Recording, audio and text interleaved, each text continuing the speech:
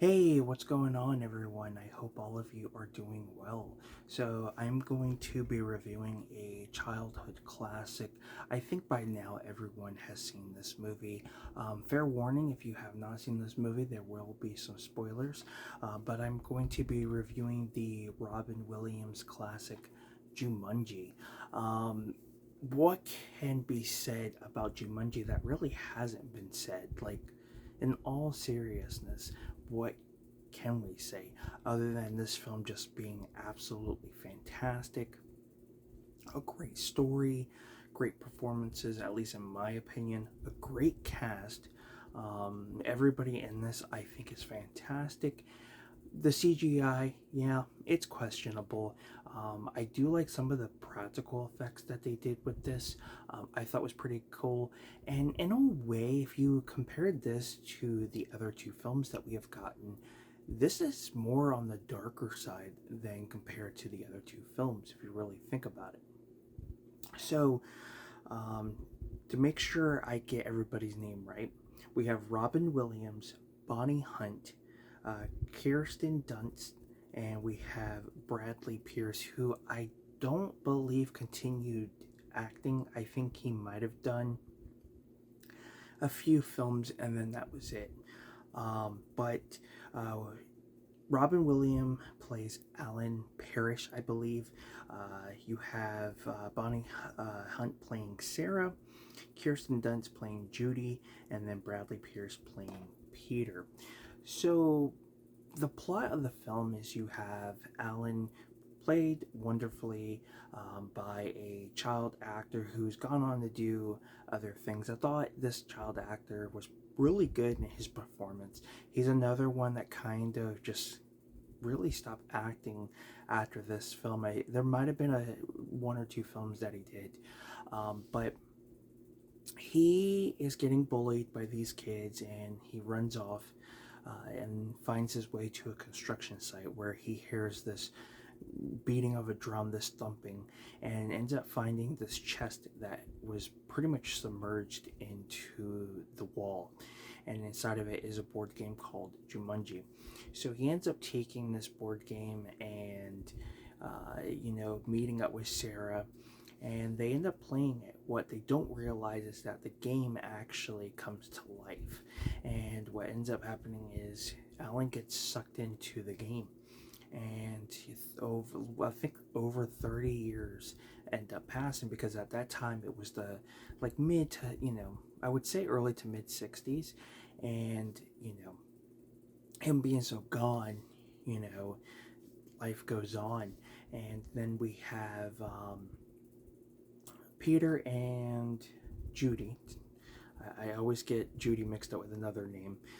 But yeah, Judy and Peter, they move into the old parish home with their aunt after the passing of their parents that were tragically killed in a skiing accident. And they do find the game. They do start to realize that somebody has already played it, and they decide to basically take matters into their own hand and play the game, not realizing that the game does come to life. This event, them playing, eventually allows Alan to come back. And then, of course, they have to go and find Sarah so they can finish the game, and just a whole wide range of things start to happen. Um, like I said earlier, the CGI is questionable, but it's a fun movie. I like the fact that you have this concept of a board game coming to life. I thought that was pretty cool, and how everything rhymes when they are reading the little quotes that are in the little center of the game. I thought everybody's performance was great. Bonnie Hunt, fantastic actress. I thought she was great. Robin Williams, of course, is fantastic. Kirsten Dunst, at this time, she is really, starting to become a big name at that time. I mean, she's a big name now, but not as much as she was back then. I mean, she, every time you turned around, there was a movie coming out. Whether it's this, Interview with the Vampire, Small Soldiers, I think is it Small Soldiers? I think that's the title of the movie. I confused that and Toy Soldiers, but She did that, and then there's just a whole wide of movies that she's done, and she still continues to act. And of course, tragically, we lost Robin Williams back, I believe, in 2014. You also have David Allen Greer in this, who's fantastic. One of my favorite actors. He plays a cop after so many years. He does end up playing a police officer, but at the time, at the beginning of the film, you find out that he used to work at Alan's father's shoe factory. And then, of course, his Alan, the character of Alan, his father, is played. I can't remember the actor's name, but he's the butler in Richie Rich. I'm gonna see if I can find it. Jonathan Hyde. I'm not sure what Jonathan Hyde's been up to. I think he may have retired because I do believe he's in his 70s. Um, but he's great in this as well. It's so strange to see him go from like the butler in Richie Rich to, you know, playing dual roles in this. Playing the father and then playing the hunter that's going after Alan. Um, I like the fact that they do get creative with this, ranging from deadly plants to spiders to stampedes to the monkeys, which are pretty much the most funniest thing out of this film. They're just over the top, but for the time that this film came out, which is what, 95, 96, somewhere around there, 95. So, the effects at that time, yeah, they're questionable, but, in some way, we have progressed a little bit better, but we've also seen worse. But, looking back at this film being a childhood classic, it's just a fun one. It doesn't take itself seriously. I like the cast. I thought the casting choice was great, and I wish I could say more. I feel like everyone has seen this movie by now, so there's not really much you could say, but if I'm going to be honest, I prefer this one over the other two films, and there's nothing wrong with the other two films. I just feel like this has a better story, could have potentially led off to somewhat of a sequel in some way, not like what we got. I thought the casting was great, the atmosphere. I like the just how 90s the film is. Of course, when you start the film out and you're in the 60s, I like how the fact that they really took the time out to make it look like the 60s. Excuse me. And I do like the fact that when you go back after watching the other two films, especially the second movie, and you realize that when they beat the game and they go back to the time they were sucked into the game. So if you got sucked into the game in like 1984, you beat the game, you go back to 1984, which I like. And if you realize that Colin Hanks's character, who he gets sucked into the game back in like the 90s, and his character is Nick Jonas, and when he goes back to his time, like the early 90s, late 80s, but he remembers. So as we go to present day, he still has those memories.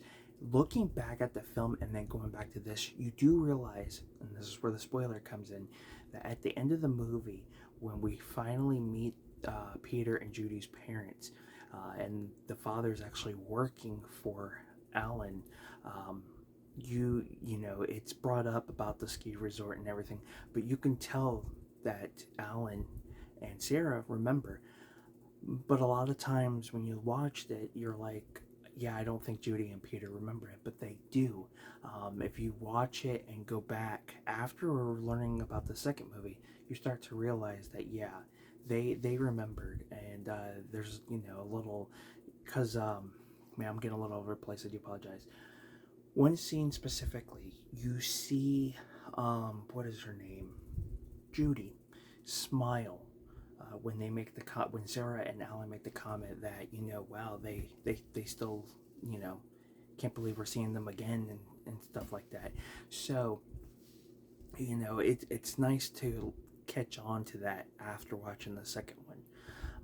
But yeah, I wish I could say more. I think by now everyone has seen this movie. It's a Robin Williams classic. I think last year marked its 30th anniversary.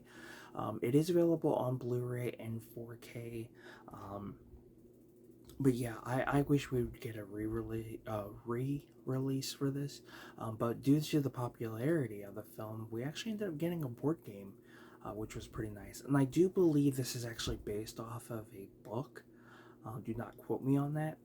And of course, we'd get into what, like 2005, 2006, we'd get, in a way, a different version of Jumanji, but it takes place in space, which is Zathura. I believe it's actually from the same person who did Jumanji, and I think it's also based off a book. Again, don't quote me on that, but yeah, I wish I could say more.